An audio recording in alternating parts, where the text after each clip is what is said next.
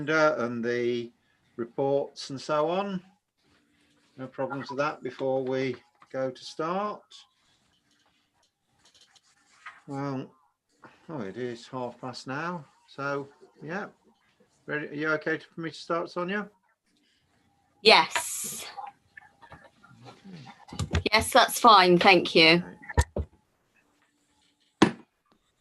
Right. Good evening, everybody. Welcome to the Development Committee of Rochford District Council on the 10th of December 2020. Our first item is apologies for absence, and there are none. There are, number two, no substitute members, obviously. Non-members attending, I've seen Councillor Mr. Hoy, Councillor Miss Scudding, Councillor Wilkinson. I don't think I've missed anyone. Thank you. Minutes of the meeting held on the 19th of November 2020. Are you happy for those to be signed as a correct and accurate record of that meeting? Just a visual show of hands or a call out will do. Okay, thank you. Yes.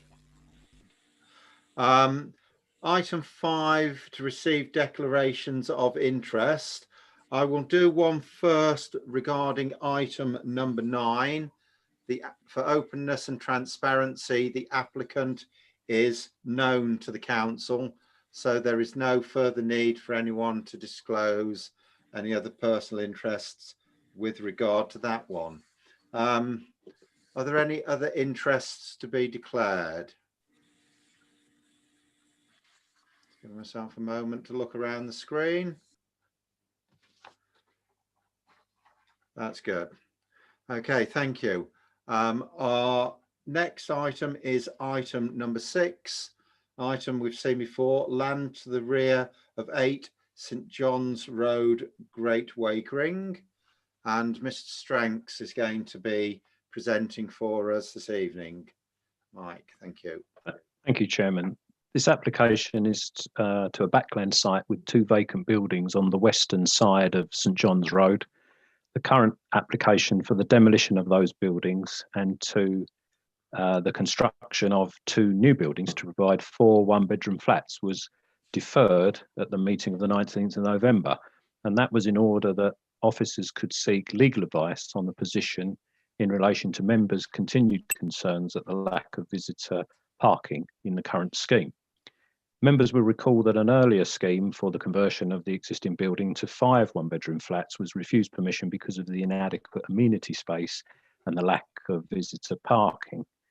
On the appeal, the inspector considered that the 2 visitor spaces required for that scheme could generally be met from on-street parking, but the inspector agreed with members that the amenity space shortfall could not be accepted and dismissed the appeal for just that reason.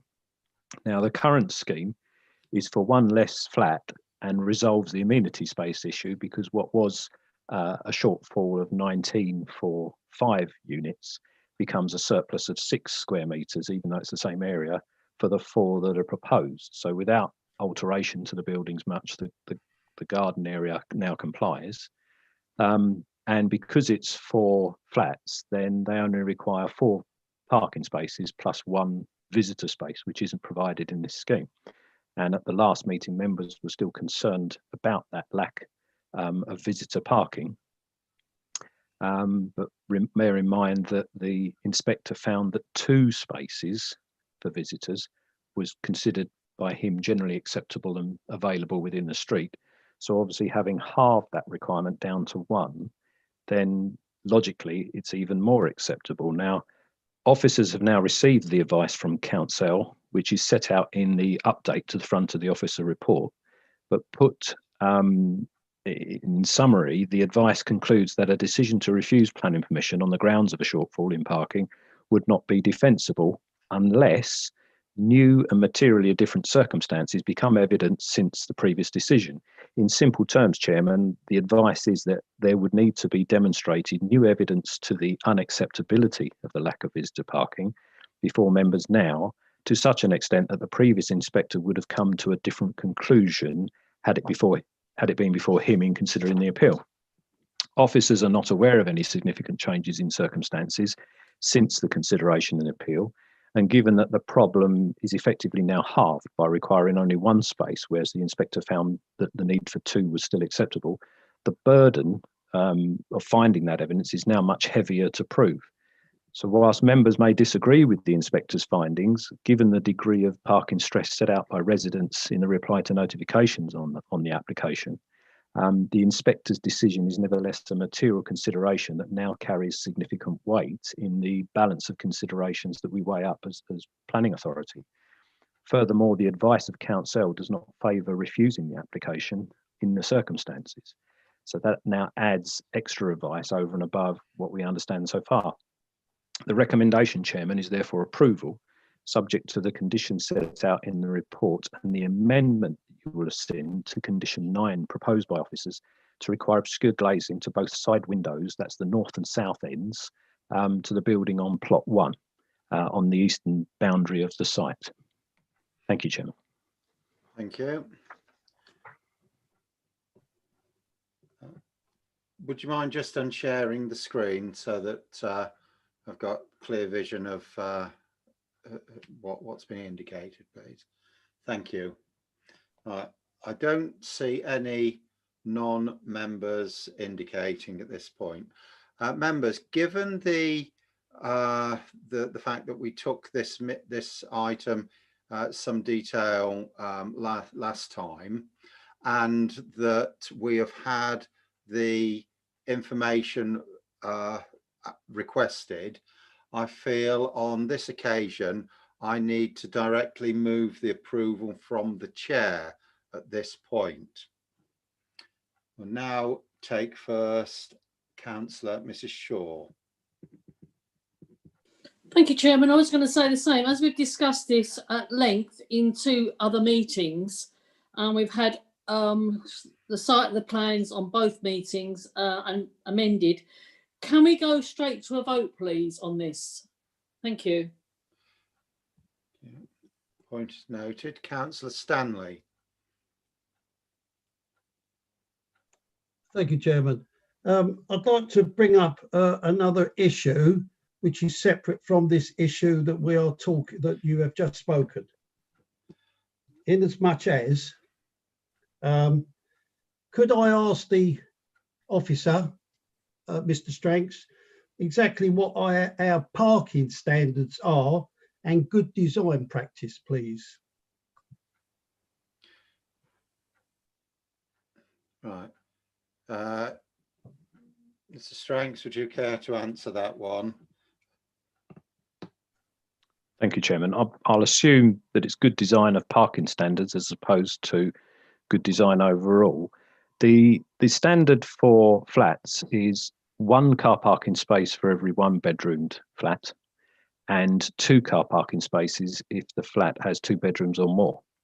But there's a requirement for visitor spaces of 1/4 of a space per flat. So in the previous scheme, it required 2 spaces because effectively applying the standard, it required 1 1/4 spaces. You can't have 1/4 of a space, so it rounds up to the next space, making it 2.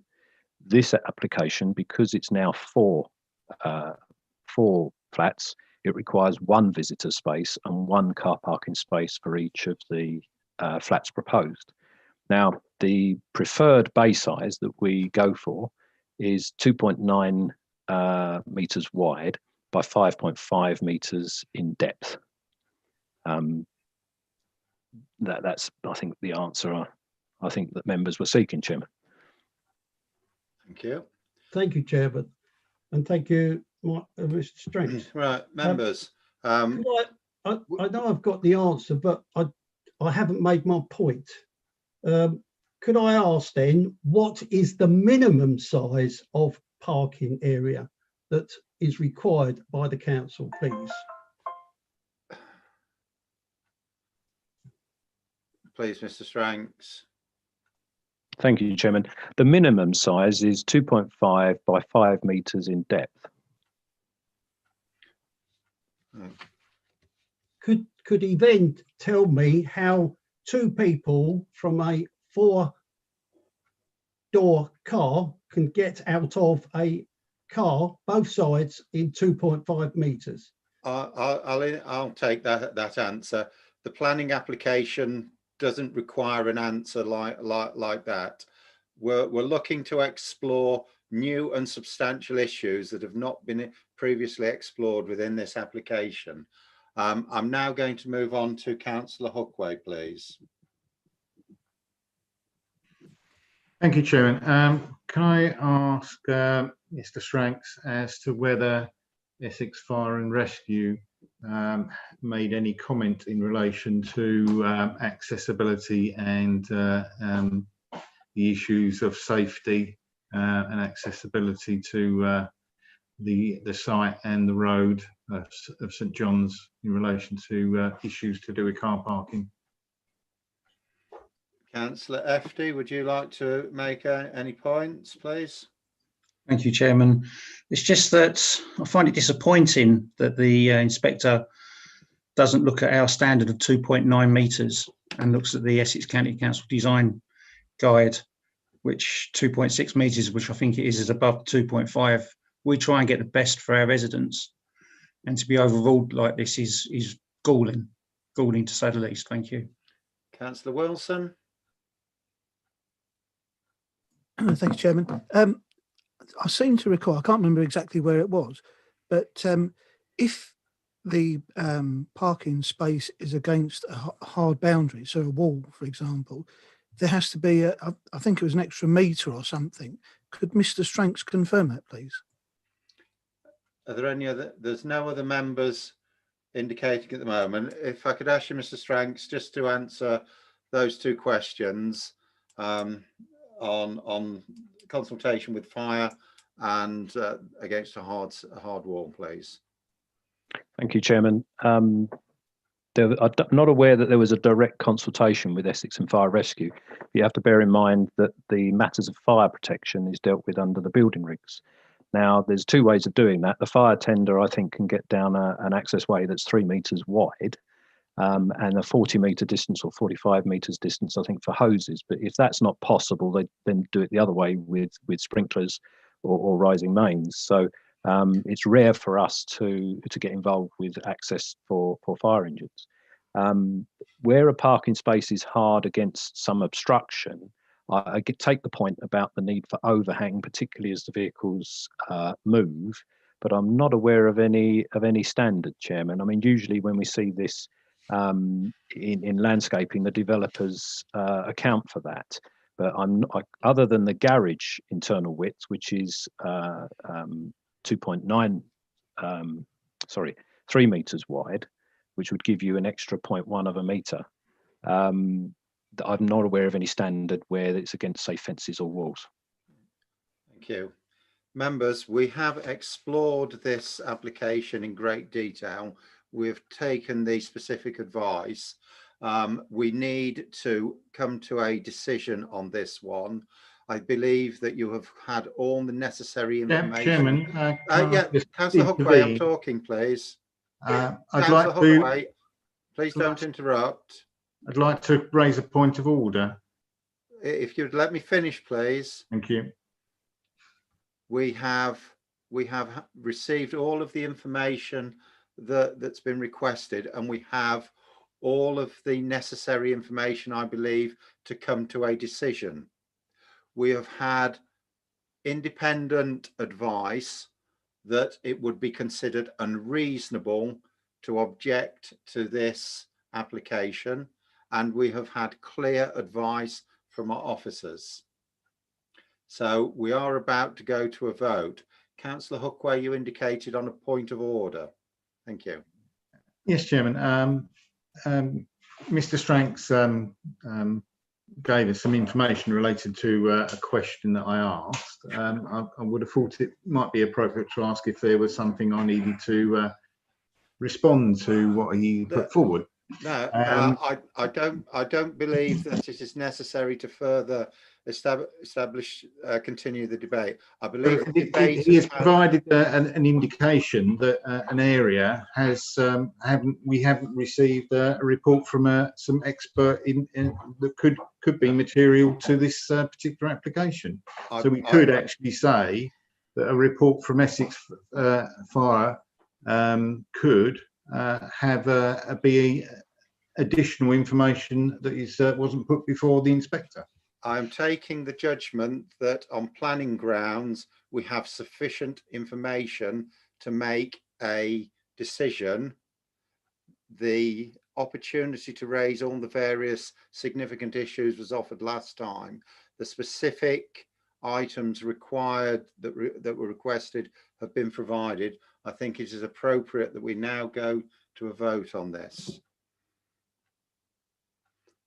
So, members, the motion, the recommendation for approval is printed on page 6.2. There are 12 points. There was that little amendment that officers mentioned with regard to obscure glazing. There are no hands indicating at present. Has this motion been seconded? I didn't hear anyone second It's it. been moved from the chair, Councillor Hookway.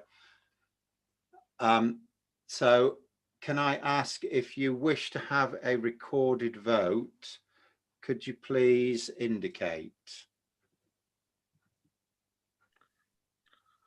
So on a point of order, Chairman, I believe even if it's moved from a chair, it still needs to be seconded as a motion.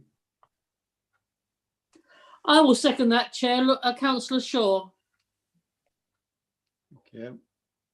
We've had an indication of past the threshold, so we'll now move to a recorded vote. If you wouldn't mind taking your hands down, this will be on a call. So though in favour of the motion for approval, Councillor Butcher.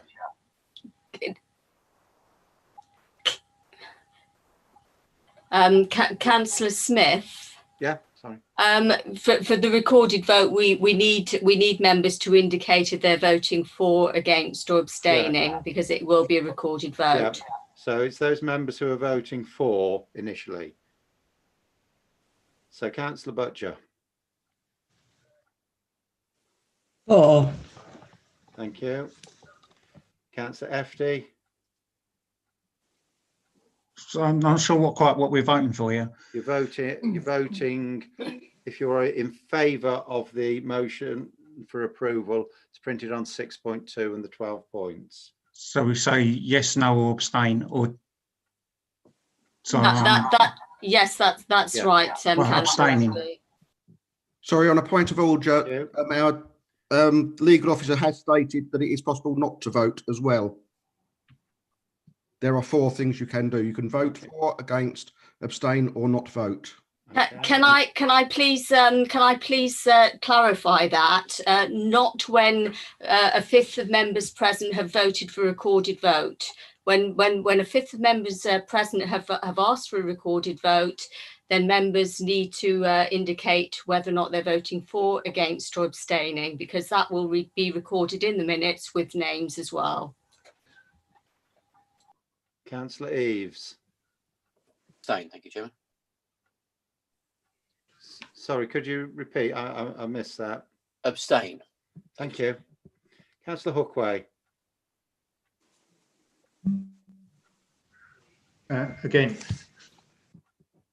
Thank you. Councillor Yarno. For. Thank you. Councillor Merrick. For. Councillor Mrs. Shaw. For. Thank you. Councillor Mr. Shaw. For. Myself, for. Councillor Stanley.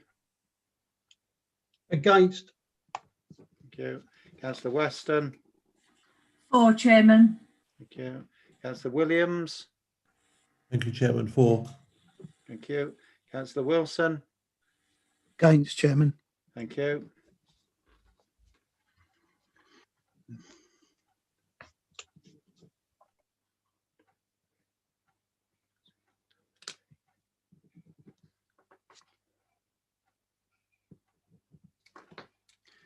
Just one moment, members.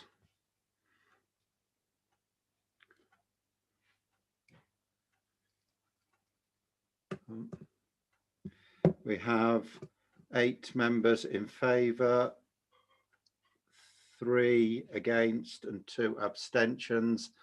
That application is approved. Thank you.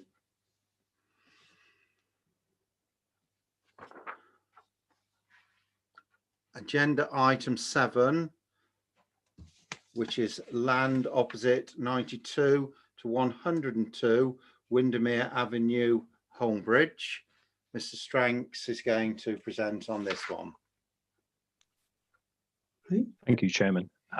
This application is to a site of some 0.46 hectares of open land on the southern side of Windermere Avenue, shown on the screen in the red square. The site is former grazing land. To the front of the site is a hedge wide verge area with oak, field maple and hawthorn trees, the subject of tree preservation order. Detached and semi-detached dwellings front the northern side of Windermere Avenue, you can see opposite the site.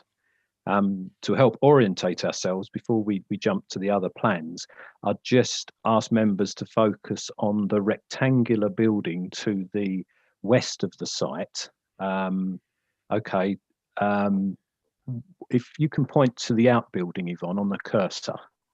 Hopefully, if we go across to the bottom of, I think it's West Avenue, there you go. That rectangular building there, if members bear that in mind as we jump to the next plan.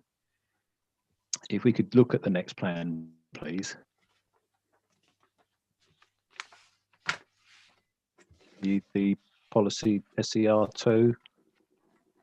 It's part of a wider allocation. There may be some confusion with people about the fact that this is part of the Barrett David Wilson site, and hopefully in the next couple of plans we'll see that isn't. If we can see, it's a smaller scale, but if we can see that that outbuilding that we was just focusing on for a moment is up there where the cursor is now.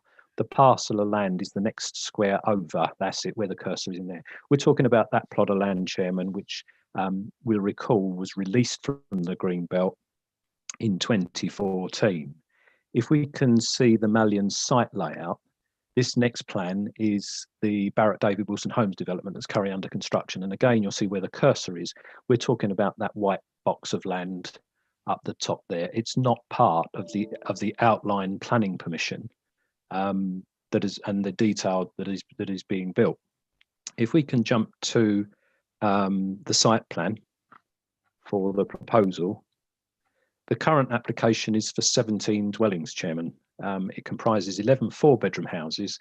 We'll see 2 pairs fronting Windermere Avenue, and then 2 pairs across the back with a terrace of 3 between them, fronting a shared surface road. The terrace of 3 is where the cursor is, you see now, and then a block of 6 flats, 4 one-bedroomed and 2 two-bedroomed, where the cursor is now on the right-hand side as you would enter the development. The flatted accommodation would satisfy the requirements for the affordable housing in this scheme, particularly the smaller household size that dominate the council's waiting list.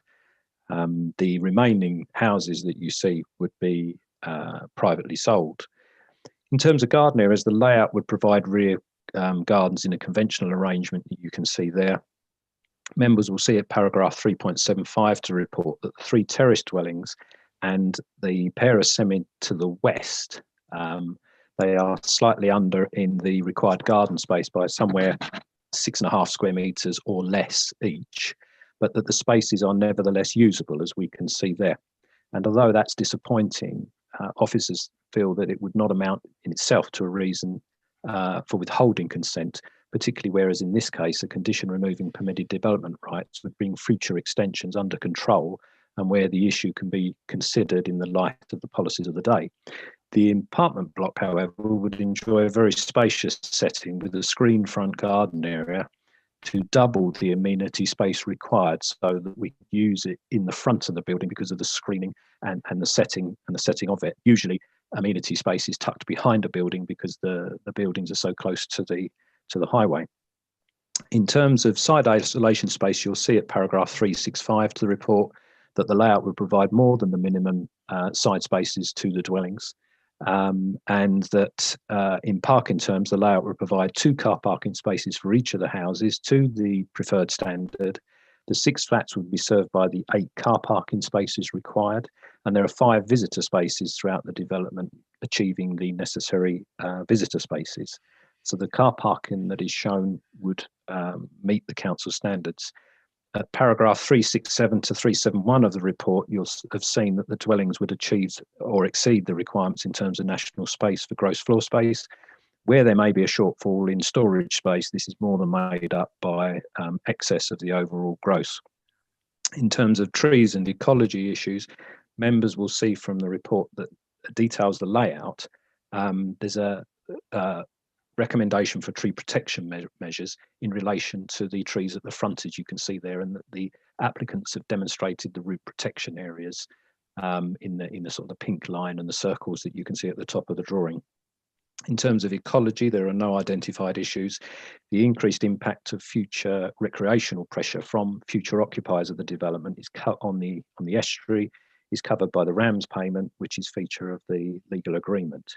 Now, if we can see the 5 plan, please, for the street scene, members will know that Holdridge is a mixture of development styles, often reflecting different tastes. The designs proposed favour a mixed palette of materials of render and brickwork, with articulation and visual interest here in the form of entrance statements or projecting gables. You'll see on the flatted block there's also variation in the form, with the central area slightly higher than the adjoining flanks. You'll note that the window pattern is very strong, following a good window relationship. They're all on vertical and horizontal axes, and the designs are either full 3 stories, as you'll see, or they incorporate rooms in the roof, ranging in height between 9.41 metres and 10.67 metres across the scheme. These are about 1 metre or so higher than the designs approved to the neighbouring Barrett David Wilson Homes development. Council policy expects a minimum density of 30 dwellings per hectare. This scheme would meet that expectation at 37 per hectare. Officers consider the development is proposed as a good design, and therefore the recommendation, Chairman, is approval, subject to the applicants and owners entering into a legal agreement under section 106 of the Act to the heads of terms set out and to the conditions set out in the report. Thank you. We have one speaker on this one. Planning agent, Mr. Paul Hages.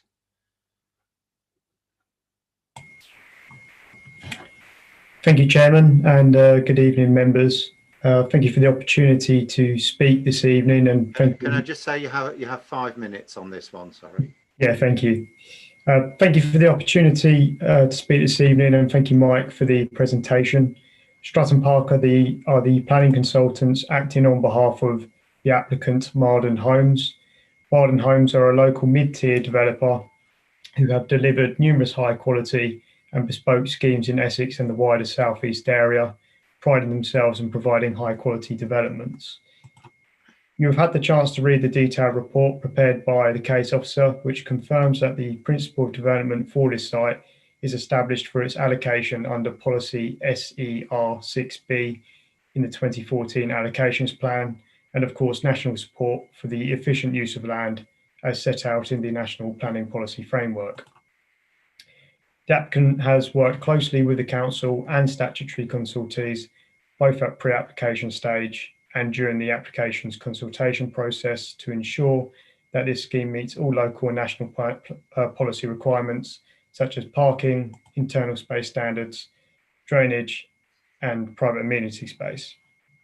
The scheme has also been designed to allow for the retention of existing hedgerows and trees along the site boundaries, with careful regard had for the protected oak trees along the front of the site, particularly with input from the council's tree officer. As such, there are no outstanding objections from technical consultees, with ultimate details requested to be provided by condition. The scheme was also significantly redesigned during the lifetime of the application, with direction provided by Place Services Urban Design, which resulted in built form being set further back from Windermere Avenue, increased amenity space for apartments, and improved cohesion with new development adjacent to the site. The scheme provides 35% affordable housing in the form of 6 apartments, alongside Section 106 contributions. The applicant has also proposed to resurface Windermere Avenue.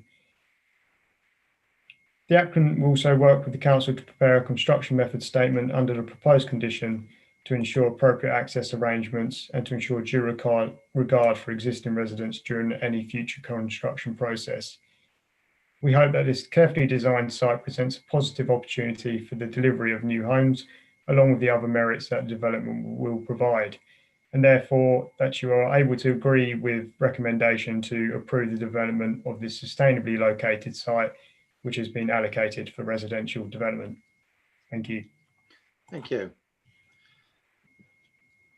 Councillor Mr. Hoy, please.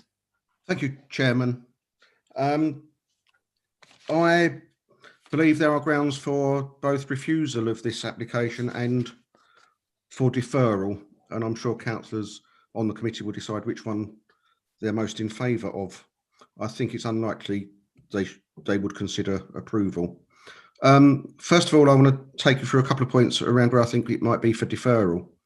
The report continually refers to Windermere Avenue, to which this site would access, as highway.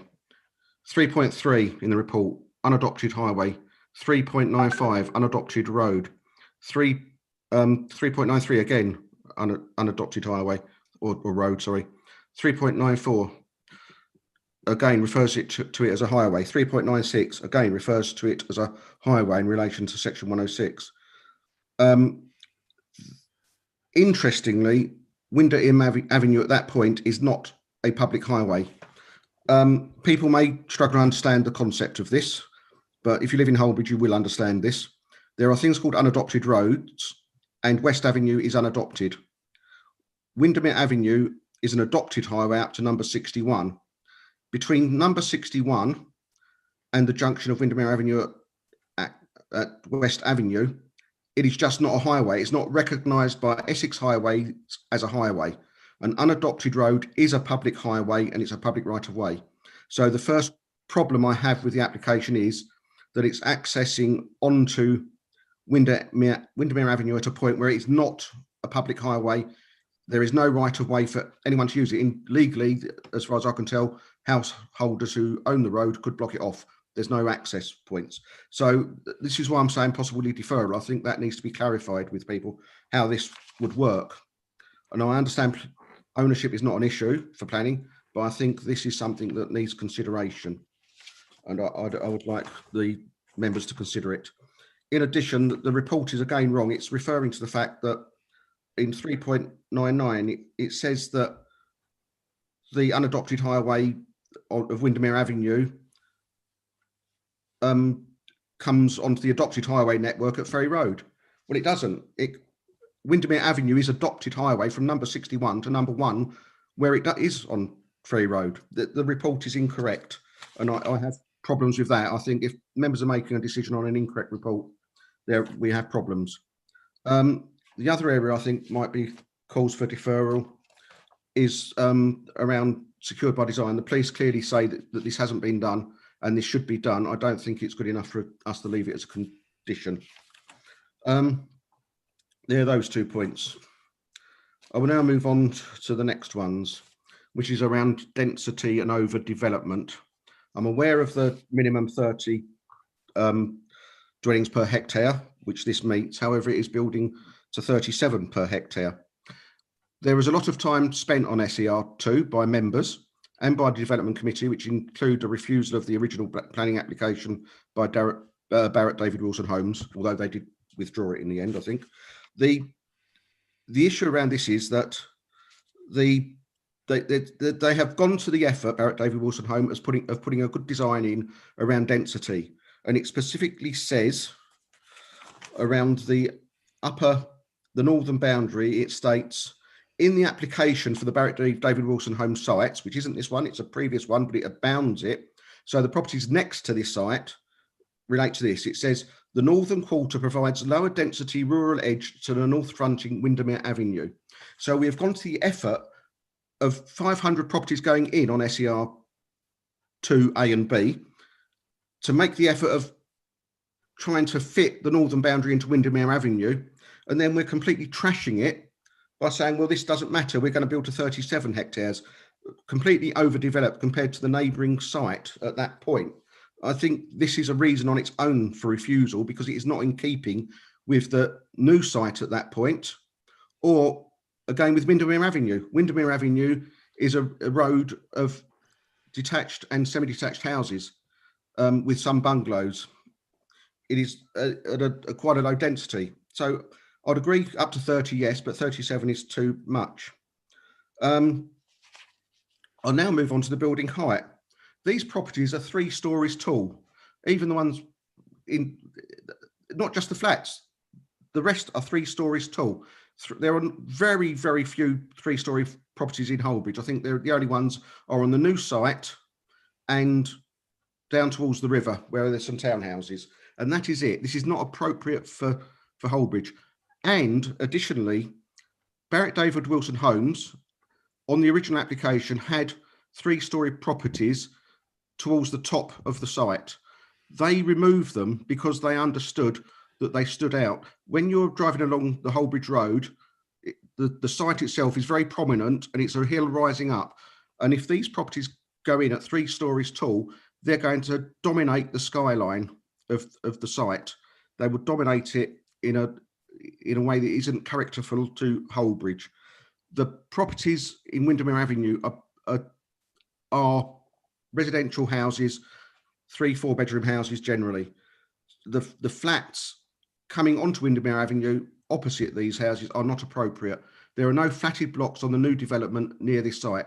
The flatted blocks were put in the higher density area towards the middle of the site. So by the fact that these people chose not to sell to Barrett David Wilson Homes means that they're trying to build a site which is clearly overdevelopment of the site in comparison to what was seen as good design by Barrett David Wilson Homes. And I don't want to see that good design ruined by this application. And I hope members bear that in mind. You're about your 5 minutes now, Councillor. Okay, Right. the amenity space for 5 properties is below amenity space. There is no access to the amenity space by foot from this site to the new site. Parking standards, and I'll bring this up now. There are undercroft parking against the wall. For clarity, Mike Stranks might like to refer to paragraph 3.2.7 of the Essex Parking Design Guide, which states that where a parking space is against a hard boundary, they should allow another metre. So if these are undercroft parking spaces, the parking spaces would be wider. I've seen nothing in the report to say to me that the parking standard can be met. Can you sum up now, please, then? The amenity space is clearly not met. So on those grounds, I think the grounds for refusal are density, overdevelopment, out of character with the street scene. The building heights are inappropriate for the area. The amenity space is undersized and the parking spaces do not meet standard. Okay, thank you. I've no other non-members indicating, so I'll move on to member discussion now. So first of all, please, Councillor Stanley. Sorry, if you wouldn't mind, Councillor Stanley, I'll let Councillor Wilson go first, as he's a ward councillor there.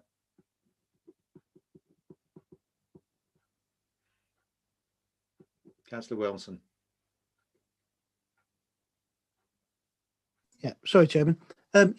Really to follow on from what Councillor Hoy said, one of the concerns I've got is of overdevelopment, and in paragraph 3.18 of the officer's report, it says that the planning application has not been supported by evidence that the development is required to maintain a 5-year land supply, and so that reinforces Councillor Hoy's point about this, the density of the development for 37 properties per hectare compared with the Barrett David Wilson Homes 30 properties per hectare in that section.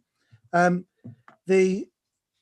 got this one is a question rather than a statement, and it's to the officers really, that at paragraph 3.77 of the report, it goes on, it explains about the lack of amenity space, which is a concern which has been raised by Councillor Hoy, but it says that it might be necessary to remove permitted development rights in order to safeguard amenity space provision. But I'm not sure, with recent changes to legislation and policy, government policy, whether that would actually be enforceable or not, because actually the removal of rights would, to me, appear to be against the policy from government department. Again, just to really emphasise the point that Councillor Hoy made about the height of the buildings, this literally is the highest point in Holbridge, and it's 20 metres above sea level, and at the lowest point, Holbridge Road, where it joins Lower Road, is 0 metres above sea level. So it's actually quite a steep slope. And I objected to the Barrett David Wilson's homes when they cited the 3-storey buildings on the same height level, because it would dominate the skyline. It would just be too much for the skyline. And they did, as Councillor Hoy said, move those down the hill. And so I would say that the height of these is, first of all, overbearing because of the topology, but also in relation to the neighbouring properties as well. And the final point really is that I'm concerned that we've had no comment from Essex Highways. Now, I know our officers have asked for one, but I would expect for a development of this size and where it is in relation to the other developments to be there, to provide the report for us. And I would welcome them to try and get that report. Thank you, Chairman. Thank you. Councillor Stanley. Thank you, Chairman. Apart from these items that have been put forward by Councillor Weston and Councillor Hoy, I'd like to put a proposal in that this is put back to the developer on the basis of overdevelopment and the height of the buildings are too strong for that site, as well as, and I note here that there's no details of the water drainage, surface water from the site and where that's going to go. Is it going to go into the reservoirs of the Barrett Homes reservoirs, or how that's going to be dealt with, as that's at the top of the slope, which we already understand, and also to defer it to the developer or to another time on the basis of the road is a adopted road, and not unadopted road rather, and not adopted by the council. I think there are several reasons there to defer it, yeah, I want to put that forward as a proposal, please. So just for clarity, you're putting forward a motion to defer. Yes. On the ground. Just for clarity, can you just state those clearly so as the officers have time to note those down again, please? Yeah, overdevelopment in the case of height. Also that the Western Road is unadopted, which it doesn't show it's unadopted, and also the surface water, how that's going to be dealt with. We've got no plans of that or anything. What was the other thing Councillor Wilson spoke of? I can't put words into your mouth, Councillor. No, I know you can't. Would you like me to, am I able to speak, Chair, to that? Could I ask for advice from... Hold on a minute, please, so we just keep in order, and another member's indicated. Yeah, could I ask for advice from Councillor Wilson on, I can't remember what he said, please? Councillor Wilson, would you just like to help out Councillor Stanley? With pleasure, Chair. Yes, it was to do with the density of the development. So the proposed density is 37 buildings per hectare, and the compared to the Barrett David Wilson adjacent site, which is 30, and we deliberately took that. It was the height of the buildings, I think, that you've got, which is out of context. It was to do with Essex highways. It was to see if officers could get guidance from Essex highways, and it's not just that the roads are not are unadopted, it's that they are not shown as highways full stop, and so whether people will be able to get access from that. The secured by design element from the Essex Police Service, and I think that was all. I think you've got the rest of my points as well. And the parking, I believe.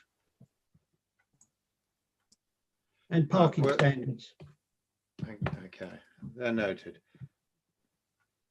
So, sorry, I did miss one off as well. I've got a million pieces of paper here, and the other one was the lack of amenity space and whether we can, with government policy changing, whether with that regard to the PD. Yeah. Thank you. Thank you, Chairman. Councillor Wilson, I didn't actually hear, although you contributed to Councillor Stanley, I didn't actually hear you second his motion for deferral. I'd like to second it, yes. Okay, thank you. Councillor Weston, we're speaking on the motion for deferral now, please. Okay, I would just wanted to agree with the other members. Again, I think one of my main points is the unadopted road and not in keeping with the street scene along Windermere Avenue, the height and the overdevelopment. If they feel they want to defer it, I'm happy to agree with them. Thank you, Chairman. Thank you. I'll ask Mr. Stranks to comment on that, but I must admit, in the items that have been listed, I'm not absolutely comfortable with all of those items, because some of them are things that clearly you didn't agree with within the design. Others were items where you felt you required greater clarity, and those are two different things. I believe that within the application we have enough information to make a decision, but I do understand that there may be some issues where you feel that you need greater clarity before you come to a decision. However, Mr. Stranks, would you care to comment on what has been suggested, please?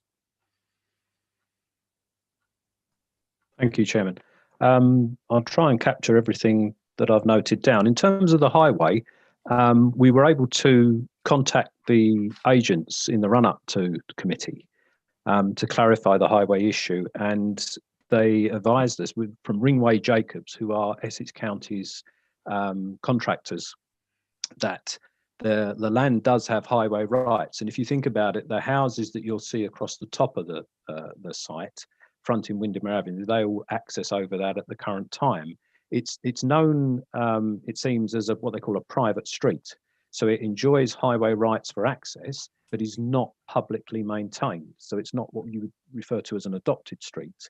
But the applicants are quite clear that, and they've been checking it out with their solicitors, I think, in the run-up to submitting the planning application. They're quite clear that they've got access rights that would give them the opportunity to access the site. On the PD rights question, the government's ambition is that, yes, there would be freedoms from planning control for acceptable forms of development, and those PD rights these days are quite extensive, and we'll see an example of that later. But the planning authority, where it sees it necessary, it can mitigate a harm, such as the garden areas that we as officers have alerted you to say, well, the problem we have in defending reasons for refusal on garden areas, and you'll recall the refusal of one of the David Wilson home schemes at Christmas Tree Farm in Hawkwell some years ago, that the inspector took a view that if it's a usable space and it's a few square metres short, that's not like we see on some schemes where the developer may be trying to squeeze all the car parking in and puts a bit of amenity space left over there and another bit over there, and they're not connected. And, you know, you get 10 square metres here, 20 square metres there.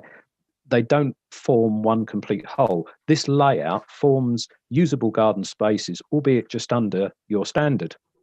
And in officers' view, it wouldn't stand up as a reason for refusal on the lack of garden space.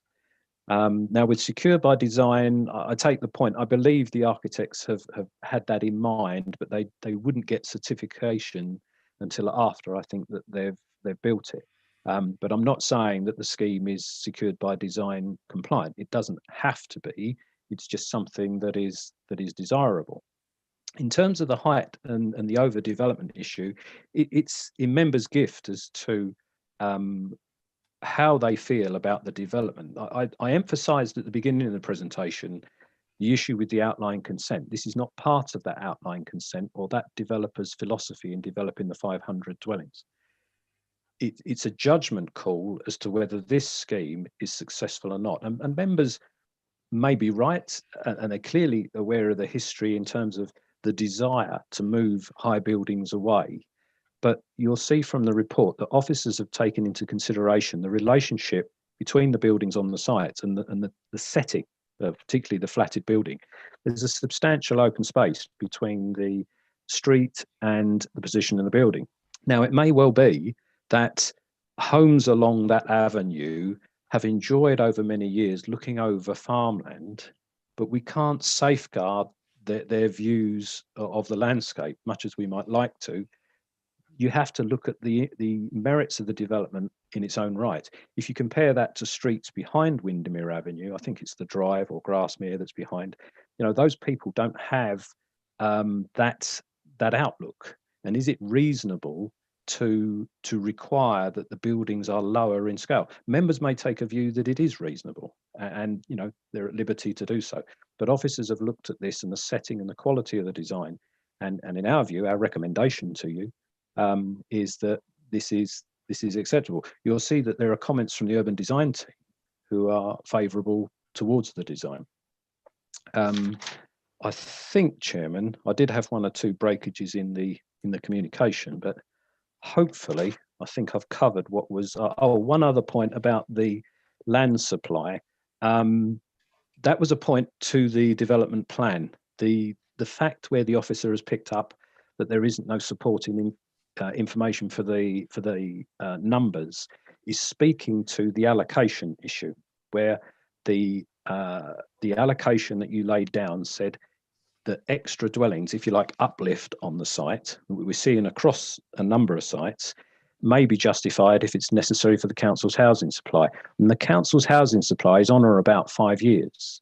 So the applicants, I think, have not felt it essential that they justify this extra amount, because bear in mind that this site that we're looking at is still part of the application. The David Wilson Homes development does not take 100% of the application, of the allocation, sorry.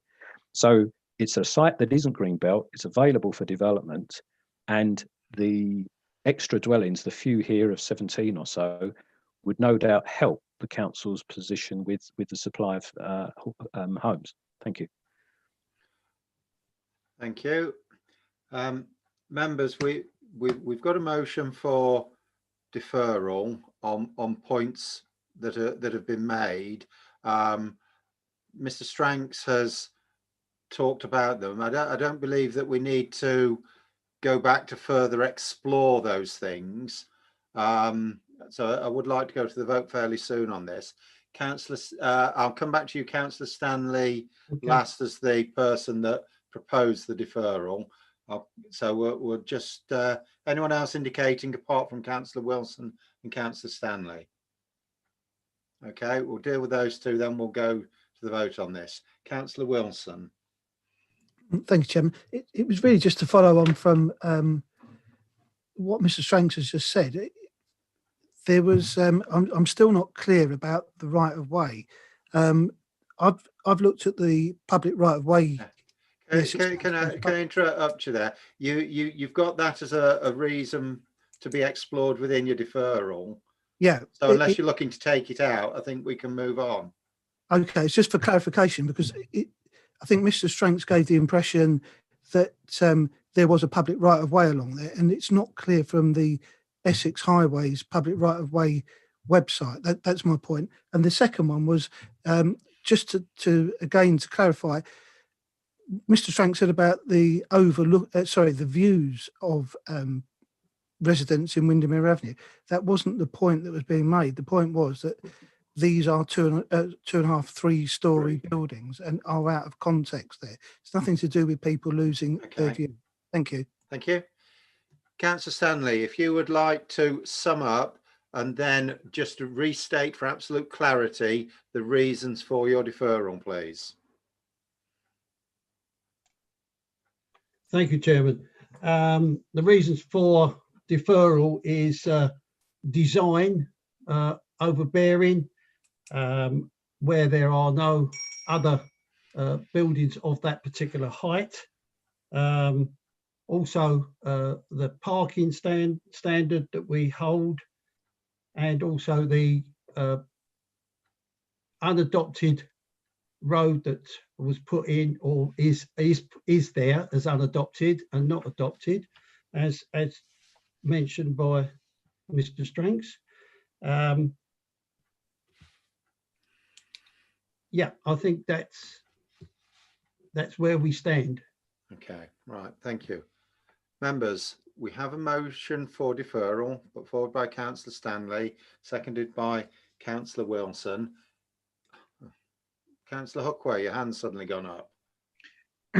Yes, Chairman. Just it was just a point that I'm sure as part of the deferment, it was mentioned about the lack of amenities space was mentioned.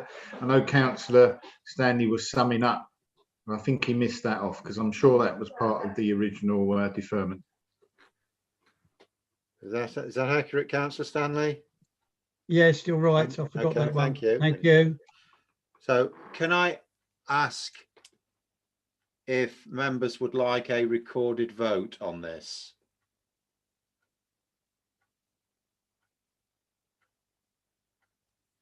The threshold has been passed, therefore I'll call the vote. You're going to say for deferral, against deferral, or abstain. Just confirm that everyone is clear about what they're voting on. Okay, we'll go to the vote then. Councillor Butcher.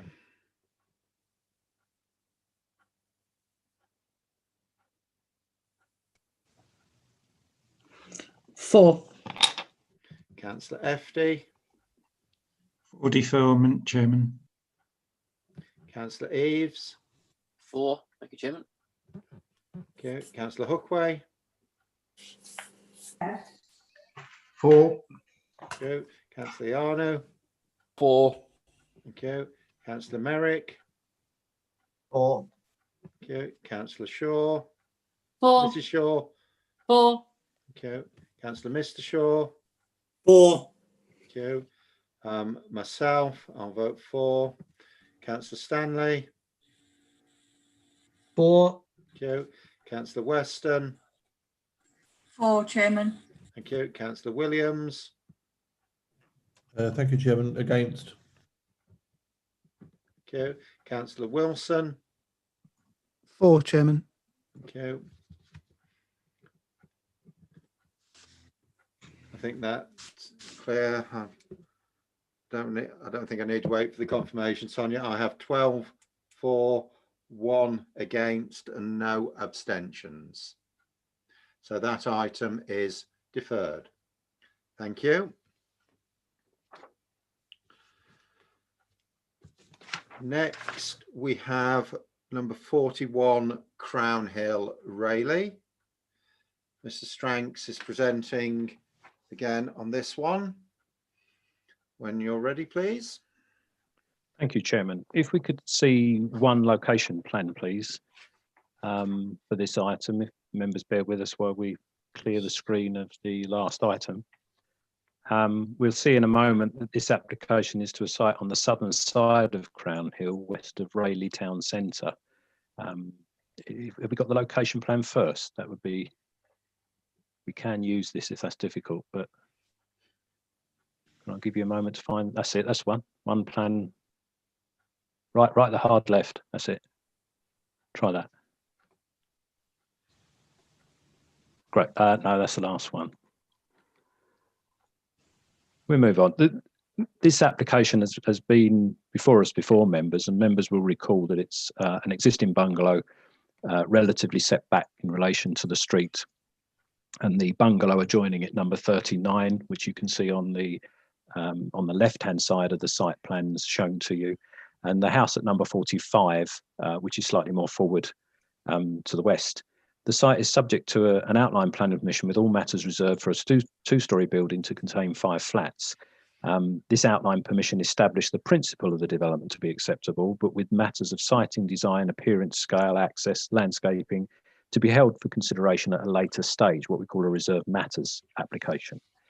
An earlier reserved matters application utilising the existing access was refused permission for reasons of scale, bulk, height, depth and 3-storey form, poor relationship with the neighbouring dwellings, particularly upon the house to number 45, and that the layout then proposed, which you can see on the left hand of your screen.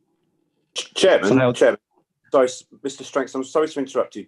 Chairman, it's Councillor Wilkinson. Could I just raise a point at this point, please? It's important. No, Councillor Wilkinson, no, you can't. The officer. This diagram's incorrect. The officer Chairman, it's the old one.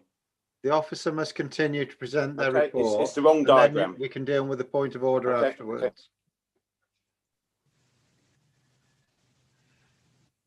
Okay. Continue, Chairman, if I may. Yeah, thank you. To clarify to members, I am deliberately showing the old drawing, or I was, because it's important to bring members up to speed with the inspector's findings. I will show the proposed plan in a moment, but I need members to look at the left-hand side of the screen, and you'll see the larger grey image of is, if you like, a bird's eye view of showing the sheer sort of volume, mass and extent of built form. And what we'll end up talking about is the car parking spaces across the front of the building. This is the refused scheme that was considered by an inspector.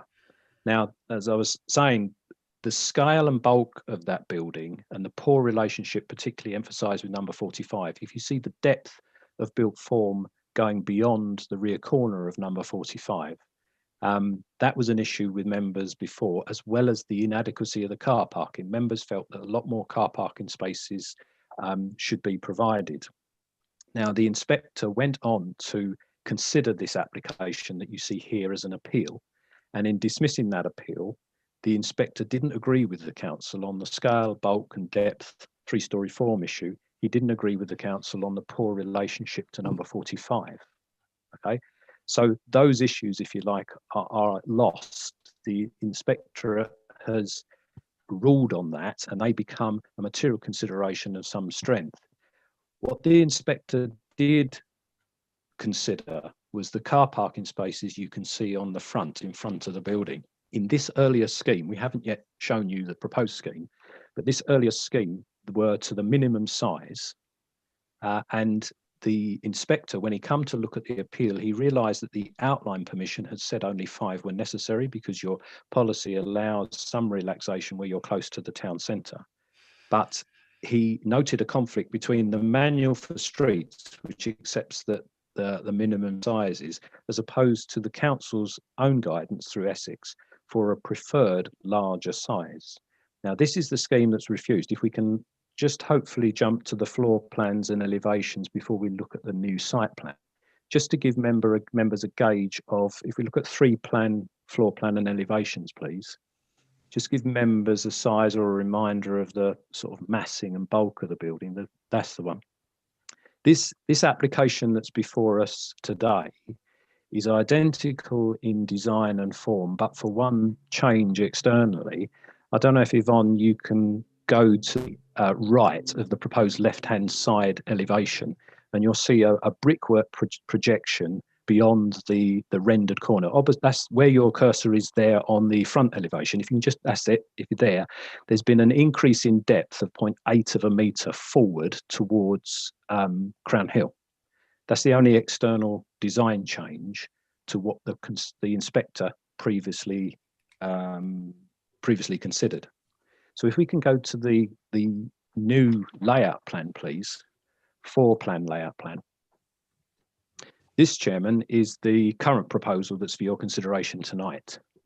So you'll see that the layout has been changed. The parking spaces that were across the front of the building have been turned through 90 degrees. And you'll see, hopefully clearly there, spaces 1 and 5 are to the minimum size. but spaces 2, 3 and 4 have been put in at the preferred bay size of 5.5 by 2.9. So when the inspector looked at the previous car parking, he was critical that they were all on the minimum, and he felt with 5 flats in the scheme, there would be a variation of vehicle size suitable to small households. So he argued for a mix of spaces, and the applicant has responded to this. The applicant has put in 3 to your preferred standard and 2 to the minimum standard. Now, the applicant, if we can look at 5 planned vehicle tracking, the applicant was also required, because the inspector felt that it wasn't clear if these spaces would work. Now, you'll see from the representations that have been received, there is some criticism of these diagrams. So there's a criticism that they may not work. There's even a criticism that I think, if you look carefully, you might see that the space on the right-hand side may have moved slightly. We've rehearsed this with our colleagues at County Highways, and we've asked them how robust these are. And it's a bit of a surprising view, really. They've said because of the oversized space, which remember we prefer and they encourage, there's more scope and variation in your manoeuvrability. So County Highways aren't objecting to this arrangement. Whether these swept path movements are actually truly representative remains to be seen.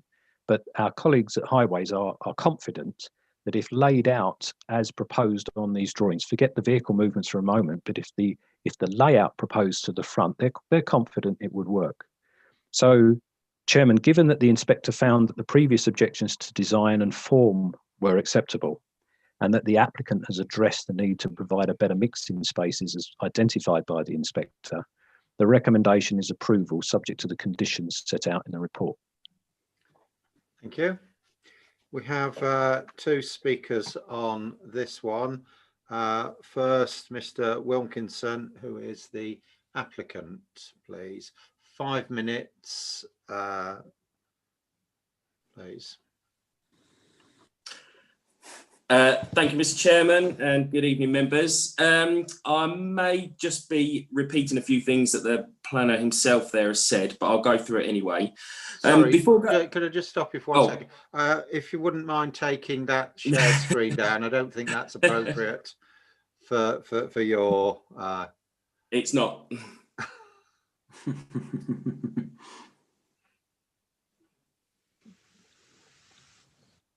Thank you. Okay, go ahead, please. Okay, thank you.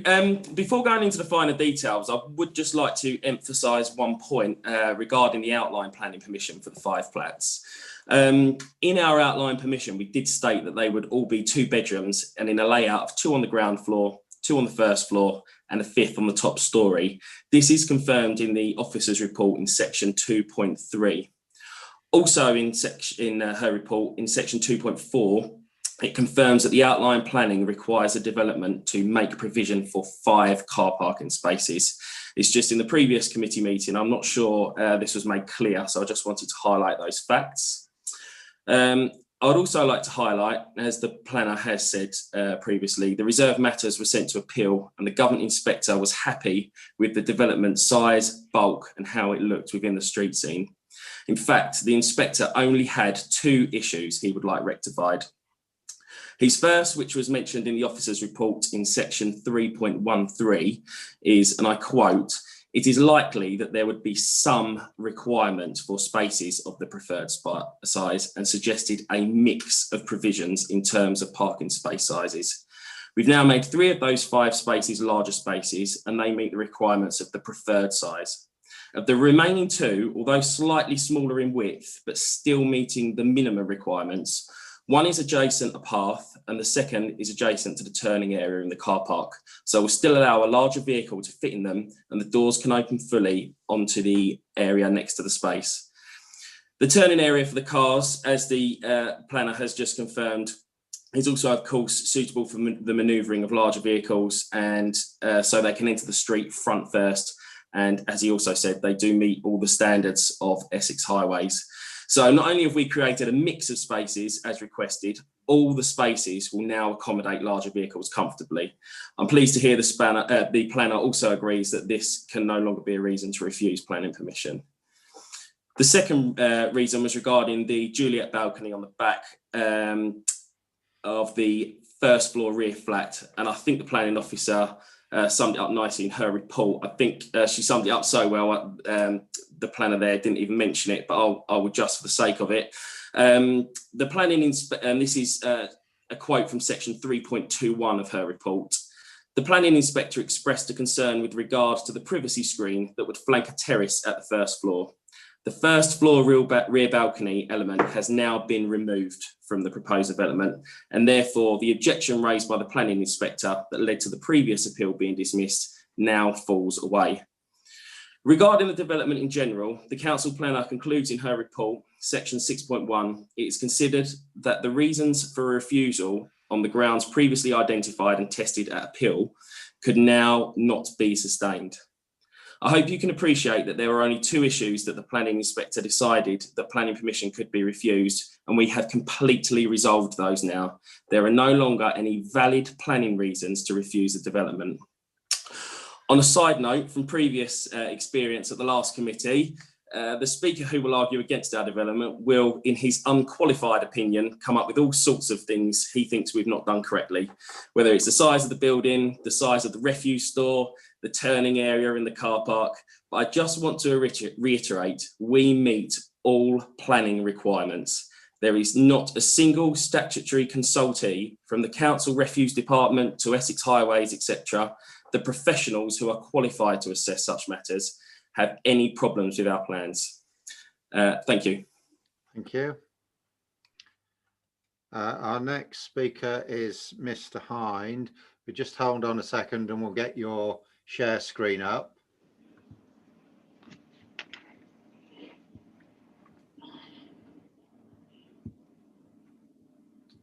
Okay, if you'd like to begin, you have 5 minutes, please. Thank you, Mr. Chairman. My name is Phil Hind and I live next door to the site. We object to this proposal for the following reasons. The amendments do not address the concerns raised by the planning inspector. Next slide. This submission gives details for a 3-storey building with a footprint of 195 square metres when outline planning permission, next slide, was only granted for a 2-storey building with a footprint of 154 square metres. Our objection letter provides full details, but in summary, overlooking. The PI gives no consideration of the proposed balconies overlooking the most private amenity areas of 12 Leesway or the living rooms of 30 and 32 Crown Hill. The 45-degree angle. The PI notes that the SPD states that the 45-degree measurement should be taken from the nearest edge of the window of the adjacent property. Proposals persist in bending this policy, taking it from the centre line based on an appeal where the properties involved were built before the 45-degree rule was introduced. This bears little relevance to a new build where the policy should be enforced as documented. On-site parking. The PI's document logically builds towards his final summary. He recognises that families could occupy this development and they would need suitable vehicles. So the developer was requested to prove that large family vehicles could manoeuvre on the drive in order to satisfy safety concerns. The schematics do not fulfil this request for 2 reasons. Incorrect car size. Next slide. The top horizontal space is 5 metres long and the car easily fits within it. We know that the PI states that a large family vehicle will overhang a 5 metre space. The car they have used is 1 metre too short. Next slide. The space from the horizontal parking spaces to the vertical space is 6 metres, which means that the simple reverse and drive straight out here shown is unrealistic. 2. Inconsistent manoeuvring scenarios. Next slide. The vertical parking space has to move to make the schemes work. This is a movement of over ½ metre. Parking bay sizes. The PI attempts to determine whether this development justifies the exceptional circumstance that allows the use of smaller parking spaces and discusses why this is not the case. He briefly considers an option that a mix of provision may be justified. It does not say it is justified. He does say that there should be provision for larger family vehicles to be able to use any of these spaces. He concludes that the development should provide car parking in accordance with SPD, 2.9 metres by 5.5 metres. There is no mention that this development warrants being an exceptional circumstance anywhere in his argument. Access. Next slide. The PI states that there are access areas on the driveway that cannot be allocated to parking because they are access areas. The vertical parking space blocks access to the front door. Being a smaller space, it is likely that the vehicle will be parked away from the boundary to give the driver access, thus encroaching into the turning space even further than is shown in the diagram. The small top horizontal parking space reduces access to the side path where the bins are stored to less than a metre. If the downstairs windows are open, this reduces even further. Parking off-site for visitors. The PI has criticised the council for relaxing its own SPT guidelines, which state 2 parking spaces per 2-bedroom flat plus a quarter visitor space per flat. He recognises that there is no provision for visitor parking, but states there is little substantive evidence this will have an impact on surrounding roads. He visited the site on the 10th of June during the national lockdown when schools and shops were shut. Next slide. This was the situation in Leesways on Tuesday this week. The bins. With up to 20 residents and a 275 square metre garden, 1 small bin for food and garden waste will be insufficient. Maintenance will be unable to take garden waste away as they won't be able to park on or near the property. Access to the bins is unsuitable. The ability to manoeuvre the bins in the proposed location is unrealistic. Space is a premium, so this has to be addressed before planning permission is granted. Incorrect bat survey. Next slide. There are bats that fly around in our gardens. There are considerable less since the developers destroyed all these trees. Next slide. Just over 4 minutes. This 1950s property fulfills your criteria for a detailed bat survey. This has already been pointed out numerous times. Next slide.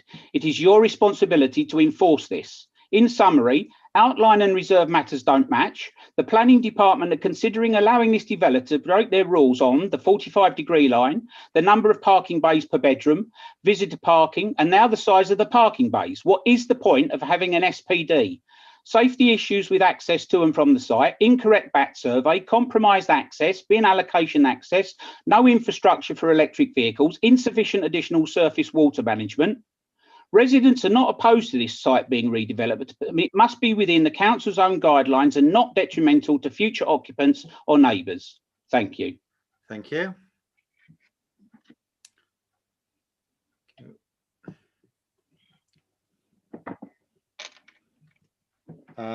Councillor Wilkinson, you have indicated as a visiting member. If you'd like to go ahead, please. Okay, Chairman, thank you. I'm going to have to move my iPad. I do apologise. I hope because I need to be able to see my screen on my other device. Firstly, the reason why I interrupted before, Chairman, I have to apologise. I know that Mr. Stranks was struggling with the slides and I thought he'd just got the wrong one up, that was all. Chairman, members, I wish to support the representations already expressed this evening by Mr. and Mrs. Hind, the residents who live directly next door to this application site. This application before you this evening is the 4th application submitted to Rochford District Council for this site, the initial one being for outline permission in February 2019. This, together with the previous 2, were to consider the reserved matters relating to the detail of the proposal. That in itself should be indicative of the applicant's apparent inability to engage with residents who already live in Crown Hill who will be affected by this development, and also their inability to listen to the already well-documented and recorded concerns raised by this committee. Chairman, what makes this worse in my submission is that the last application, on being refused, went to appeal, an appeal which the applicant lost. Yet here we are again without the necessary alterations, despite what he says, without the necessary alterations required to be made, and the planning department have advised you to approve it. The initial outline planning consent was made on the 27th of February 2019. In the consent letter, it states the permission is granted based on 2 drawings submitted as part of that application for a 2-storey premises with a total area of 154 square metres. As we've already heard, this application, yet again, is for a 3-storey building with an area of 194 square metres, which is an increase of somewhere in the region of 25% over what was originally agreed in the outline planning consent. Therefore, this application cannot rely on previously obtained outline planning consent to allow you to grant it, as it does not fit within the terms of that outline consent. In addition, if we look at the application which was submitted last time, which was refused due to scale, height, bulk, etc., the dimensions of those are exactly the same. However, this time, as already been pointed out, it's actually bigger. it's come out further. So rather than listening to the concerns of the committee last time relating to the scale, bulk and height, the applicant has actually decided to increase it. The only aspect of the previous application which has been revised has been a removal of the rear balcony and spinning the car parking places through 90 degrees. At the last meeting, valid reasons for refusal, points 1 and 2, have not been addressed. At points 1 and 2 at the last meeting, they have not been addressed, and so therefore still valid reasons for refusal. In the inspector's report, he dismisses the applicant's appeal, and he says in paragraph 31 of that report, notwithstanding the lack of objection on the part of the local highway authority to the proposed parking arrangements, I do not consider the proposal has demonstrated that it makes adequate provision for parking of vehicles within the site. There is no provision made for visitor parking within the site, and any unmet demand for this proposal would likely to appear on street. And Crown Hill and nearby streets are already subject to on-street parking controls, and you've seen a photograph from the previous speaker about what the local streets are like. And bearing in mind, Chairman and members, when you consider the application in Great Wakering, you've already heard this evening, there was discussion around visitor parking. The inspector then goes on to say in paragraph 33, I find the proposal would not make adequate provision for car parking and therefore will be contrary to policies DM1, DM3 and DM30, amongst other things. Chairman, in summary, the applicant has not addressed the reasons for this committee refusing the last application at all. They have not addressed the concerns the planning officer, the planning inspector has when he dismissed their appeal. The building is larger. It's still imposing on the occupants of number 45. It's 3 stories, not 2, as per the outline permission. The pure facts are that whilst in February 2019, this council might have granted outline consent for 5 flats on that site, it was granted on the basis that the building would be a 2-story building. It is clearly obvious to anybody who looks at this proposal, it's simply not physically possible to build 5 flats into 2 stories on that site, because they've tried. This is the 3rd time they've tried. The area to the front is not sufficient to comply with even a watered down parking standard policy, which has been adjusted to accept the transport links in the area, which are really good. There is no visitor parking, and the turning circles to allow the vehicles to leave the site facing forward are not enough. In essence, they have outlined permission to build a building on the site, which is physically impossible to do within our own regulations. It's about time that the developer and the planning department recognise that this plot is only big enough for a 2-story building with either 4 flats contained or a normal 2-story house. I echo the comments made by Mr. Hind that I welcome development to that site. It's a derelict bungalow. It needs developing, but it needs developing appropriately in line with the outline consent that was granted in February 2019, and stop trying to squeeze every last penny out of this. I would therefore not only urge you to reject this application, members, but to make it clear that this cannot come before you again in this format. Thank you, Chairman. Thank you. Any other non-members? Not indicating. Members, it's for us to discuss now.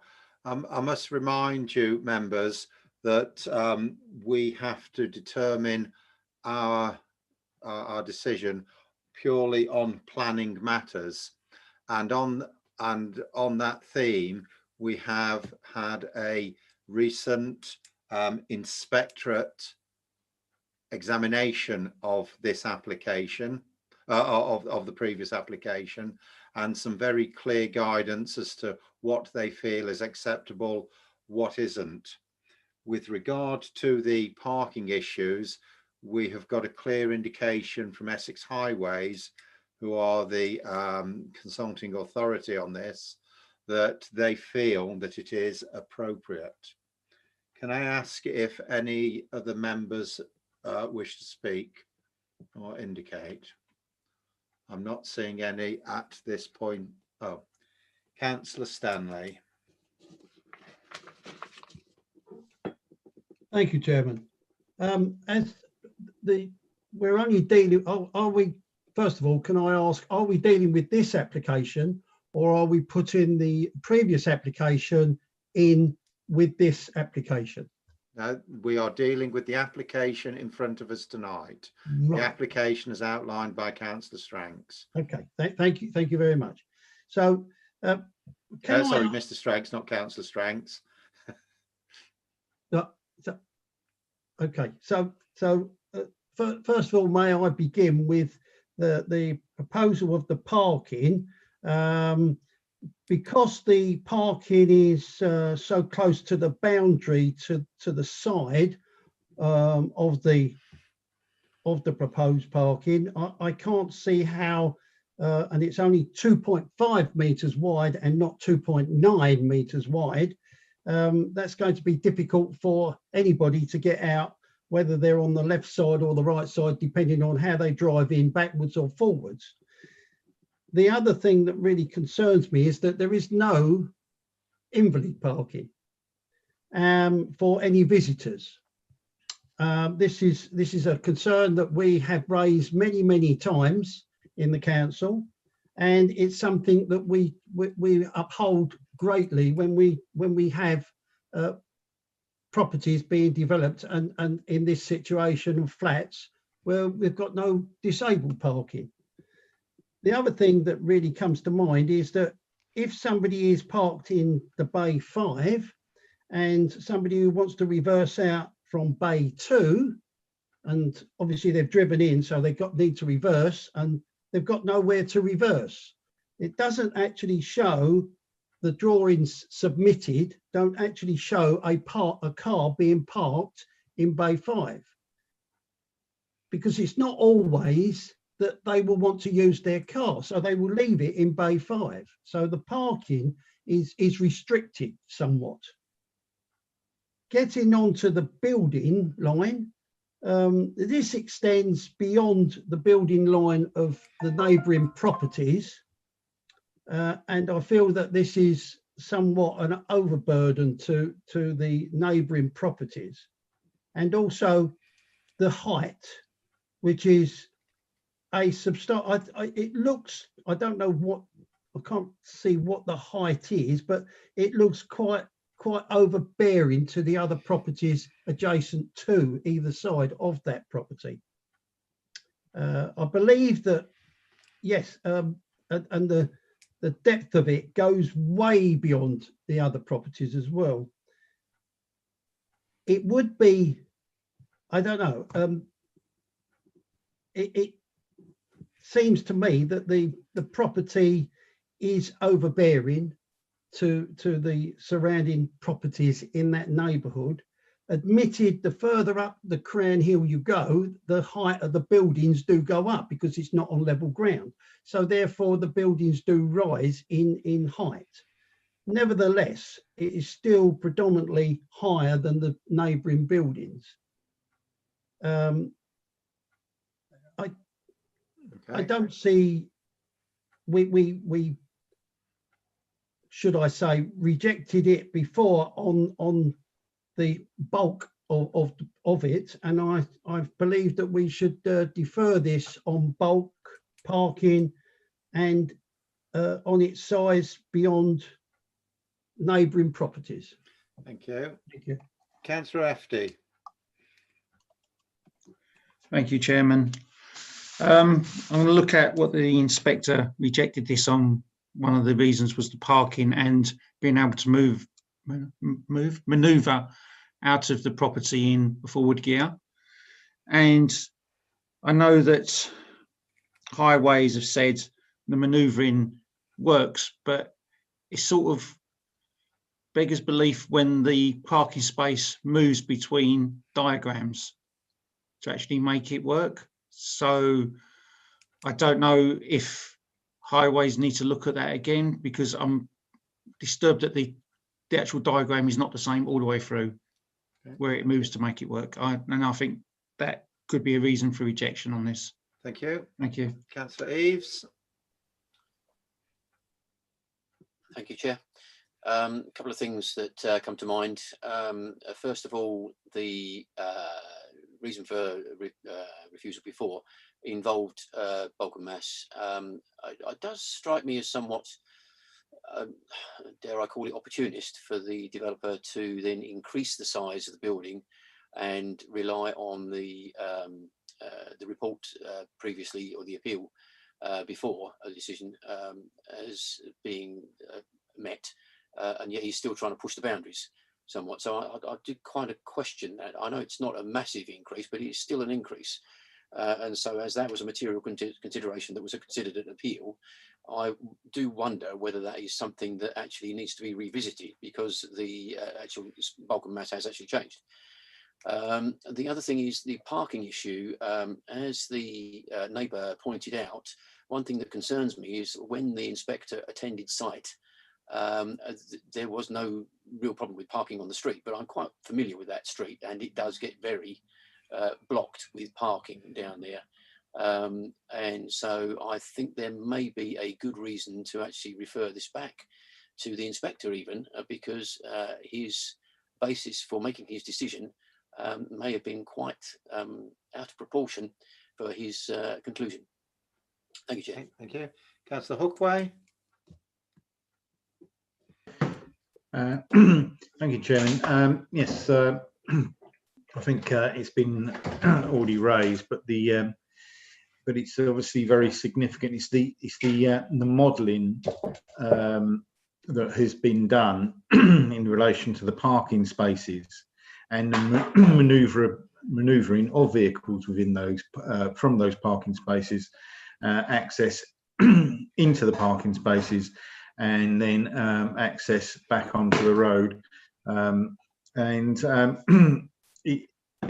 It does raise some questions as to you know, what was the size of the vehicle that was used in the modelling, because as with a lot of these matters, it's all about the information that you put in depends to determine the answers that you get, and maybe if you want to try to get the right answers, you might sort of look to be a bit kinder to the information that you want to put in. So I'd ask Mr. Stranks as to whether he is aware or knows what was the size of the vehicle that was done in the modelling, bearing in mind that the inspector specifically stated, family size vehicle in relation to the issues to do with parking.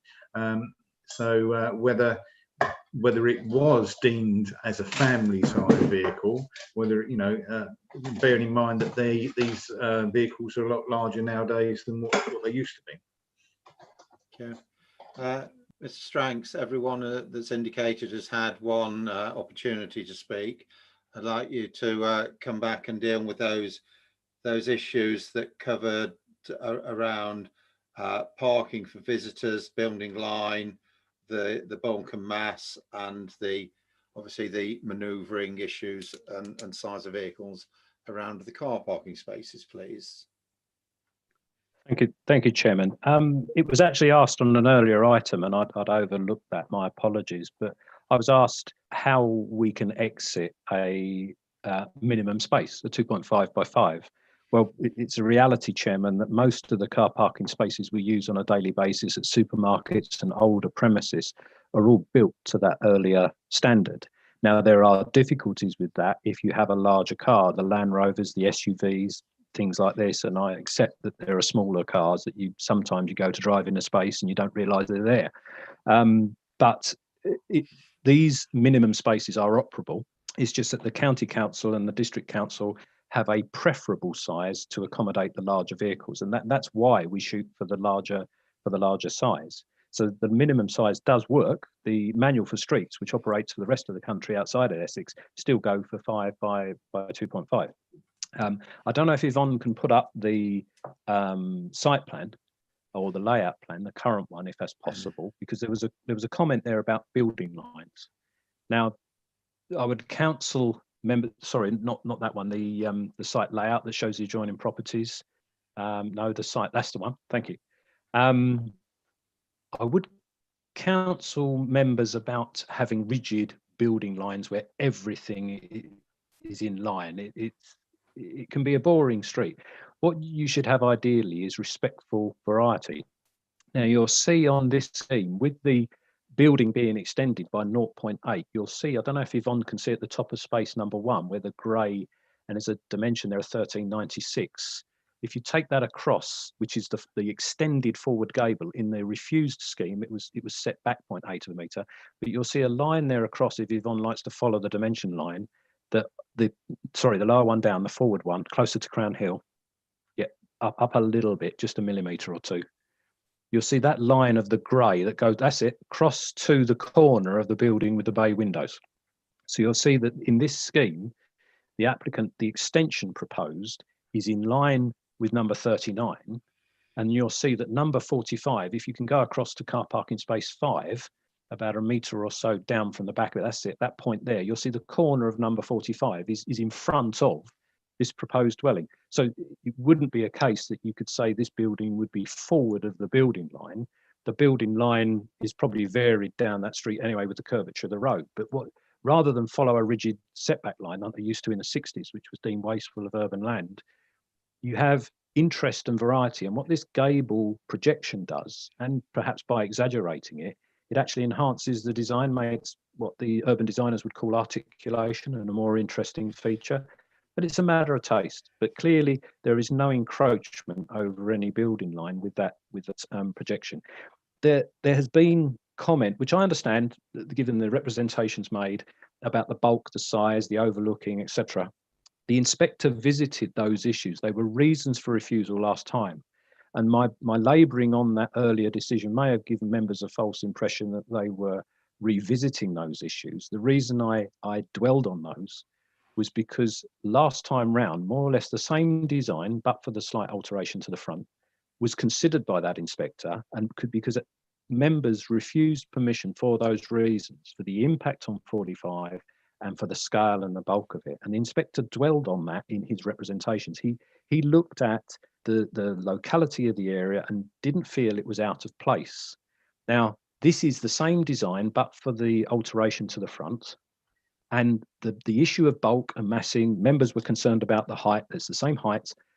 That issue has been looked at by an inspector. You refused it last time on those reasons. The inspector has taken consideration of all of that and the local circumstances, and you were not supported. So if you were to wish to reimpose those reasons, they've already been rehearsed on appeal, and you've got a high level decision that disagrees with you that the appellant would seize upon. He would say, I've already been to appeal once on this issue and it's been dealt with. So I would advise members not to look at the scale and the bulk and the impacts. It's a matter of taste, and people will still hold the views as to the size of it. But if you like, that's been done. The design has only been altered in the context of that addition at the front. So the issues about height and overbearing, etc., I would say that the inspector has rehearsed that for you. You know the outcome on that. Looking at the manoeuvrability in the spaces, don't jump to the turning areas, Yvonne. We approached highways in the run-up to this committee, given the issues that were being raised. And we asked them about the swept path movements, really searching to see whether there was standard movements rather than just invented ones that we were being looked at. And what highways fed back was that they were happy with this layout that's before you tonight, because even though you can draw it different ways and different drivers will behave differently, what they said, by having the larger spaces, the 2, 3 and 4 spaces identified there, that actually gives more manoeuvring room. Yes, if a SUV is perhaps parked in there, that may be constrained from time to time, but they said the bigger spaces that we prefer improves the manoeuvrability. So highways wouldn't support you if you came to the view that you felt that those spaces are inoperable. But that's their view. I say the decision is for members. I think, Chairman, I've covered what was asked. I think, could you just mention a disabled space and visitor space? There's no visitor space in this scheme or disabled. The larger schemes, members will see that they often feature disabled spaces, but normally on the smaller domestic ones, we don't seek them. The County Highway Authority has often said that on, again, a small scale scheme, on-street parking is acceptable. We saw with the earlier scheme tonight, a similar scheme for 4 flats, that the inspector in that appeal felt that the need for the 1 extra space, there'd be 2 parking spaces here required for a scheme of 5, that they can be found elsewhere. Now, we're not that far from the town centre, bus routes and services. The location near to alternative transport normally allows for a relaxation of that. Now, in the outline consent, that was considered, and a condition was put on the outline that 5 spaces were required. This is details pursuant to that outline, so the applicant is delivering the 5 spaces required of that consent. Thank you. If you wouldn't mind unsharing the screen again, please. So members, I must stress to you again, we have a very recent inspectorate appeal where issues have been examined, as Mr. Stranks has just outlined. We have a clear view from Essex Highways. 2 members that have already spoken have indicated again. I'll let you come back once more. Councillor Stanley. Thank you, Chairman. I take heed of what Mr. Stranks has said. However, there is still, I can't see a disabled person coming all the way down from the road at the rear to get to the property as they're disabled, and they would rather, I mean, it would be better for them to have a carriage than well, they wouldn't be able to walk, so they wouldn't be able to visit. And I thought that the idea of the council was to uphold this disabled space as high as they possibly could in their recommendations for parking. However, the disabled don't seem to get in anywhere. They can't park in the car park up at the town, and they can't walk. So the disabled bay is really relevant to the site. There are 5 flats, 2-bedroom flats. You know, I mean, how big has one site got to be? We've already said, if I remember, that we've allowed 37 occupying premises, where it should be 30 per hectare.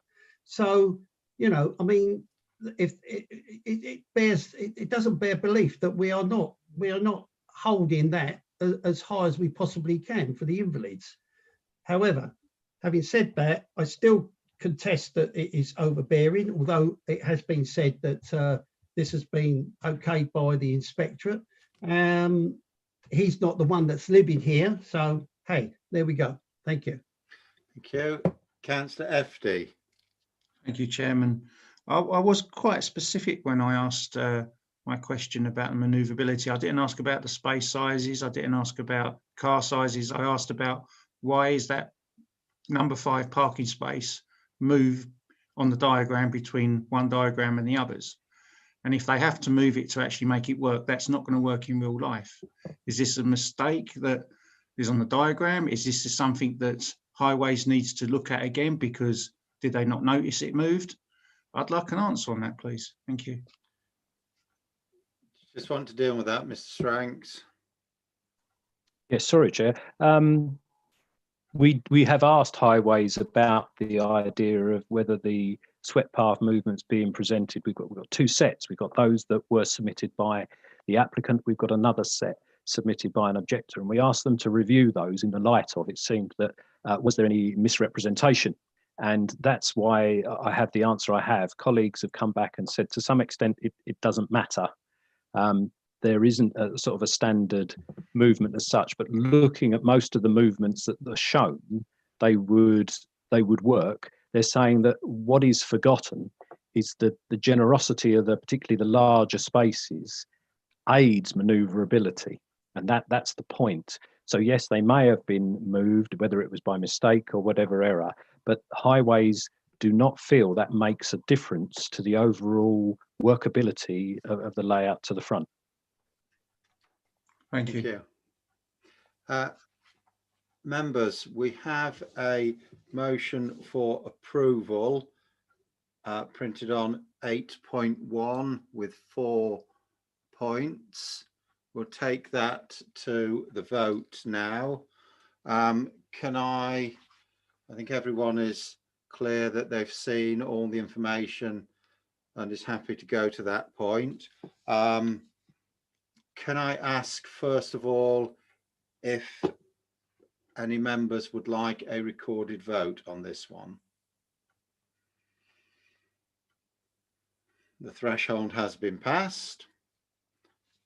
So we're going to do the roll call. I'll be asking if you and you'll indicate whether you're for, against, or abstaining. Chairman, just on a point of order, I don't recall the motion actually being moved or seconded.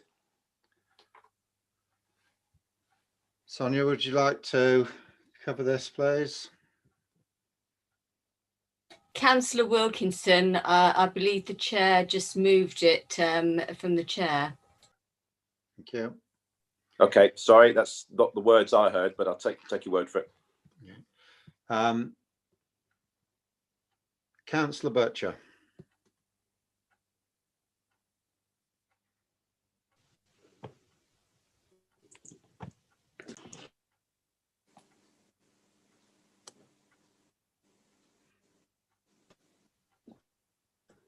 Sorry, did you not get that? No.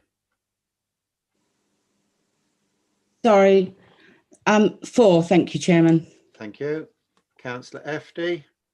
To approve, Chairman. Thank you. Thank you. Councillor Eaves. Abstain. Thank you. Councillor Hookway. Against. Councillor Arno. Against. Councillor Merrick. For. Thank you. Councillor Mrs. Shaw. For. Thank you. Councillor Mr. Shaw. For. Myself for. Councillor Stanley. Against. Thank you. Councillor Weston. For, Chairman. Thank you. Councillor Williams. Thank you, Chairman. That's 4. Thank you. Thank you. Councillor Wilson. Abstain, Chairman. Thank you. Just bear with us one moment, please.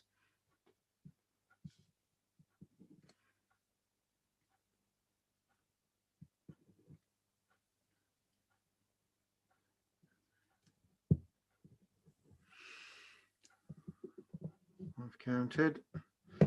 That is 2 abstentions, 3 against, 8 for.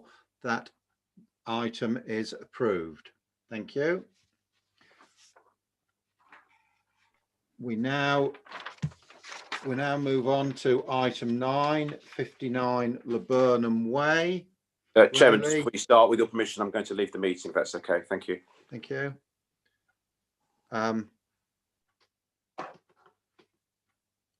Okay, Mr. Stranks is going to take us through this one once more. Or once. When you're ready, please. Thank you, Chairman. Hopefully you can hear me. Yes. Yeah, sorry, Chairman, I've got poor network at the moment. This application is the site of a detached house on the western side of Laburnum Way that you can see edged in red on the plan before you. It's a small development of about 20-year-old housing that are all detached. If we can see the photos, if that's possible, Yvonne, if it's not, particularly photo 3. This is an application for a rear dormer with some roof lights. What I'm hoping to show you is that the one that's 2 gardens over there, this is the bottom of the fence of the application site, and there is a property behind that, and then the one beyond, which I think is 56 Laburnum, has a large flat roof dormer. Okay.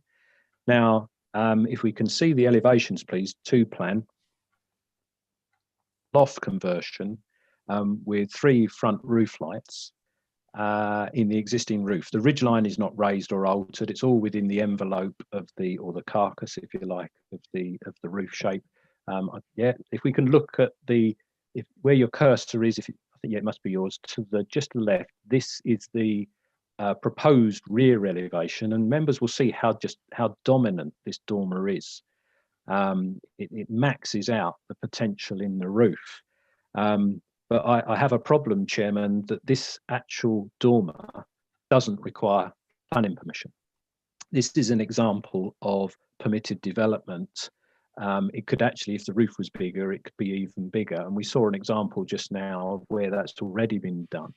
I believe the applicant, in the interest of openness, wishes the council to give a decision, and the council is duty bound to consider any planning application it receives. The problem is if it doesn't require planning permission in the first place, you can't refuse it.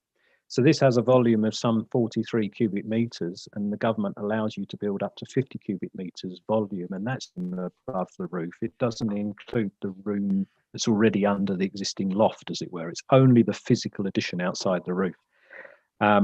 So we'd normally prefer something of a better design, more subservient to the roofscape. It does have in its favour that the access of the windows is all trued up, but in another place, Chairman, it's permitted development. It doesn't require permission.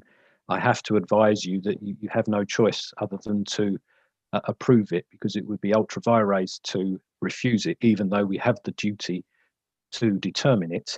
The fact that it's permitted development means that we can't do otherwise. So the recommendation, Chairman, is therefore approval subject to the conditions set out in the report. Thank you. Just go off share screen. Thank you, members. You obviously can't be directed to vote in any particular way, but as you've heard, this is permitted development. This is allowed, but nevertheless, it is in front of us to determine. Councillor Stanley. This is in your ward. Chairman. I suppose I should have said that this application is in my ward, so yes, I mentioned that. I'm sorry. My apologies. Yes, I do feel that this is not a planning issue, but a building requirements under that requisition of under permitted building rights. And because of there are precedents already made in the area that we're talking about, and there's more than one that's been done, which you haven't got photographs of, I see no reason why this applicant can't be put forward and approved. Thank you. Okay, thank you. Members, to save time, I think, if you don't mind, if we go straight to the recommendation for approval, which is printed on page 9.1, 3 individual points. I think everyone is fully aware of what they're voting on. Can I ask if anyone requires a recorded vote on this? Thank you. No one has indicated. So that will be on an electronic show of hands. So at the moment, all the hands are down. So that's good. So can I ask you, hold on. Can I ask you first of all to raise your hand if you are in favour of this application?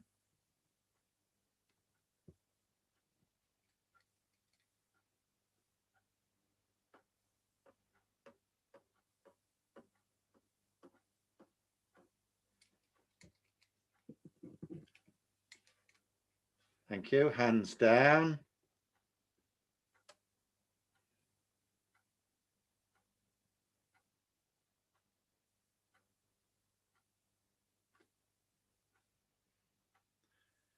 If you are against the application, please raise your hand.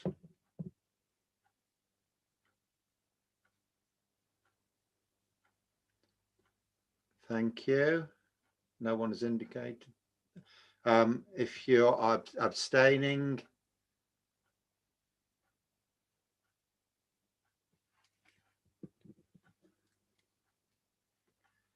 thank you.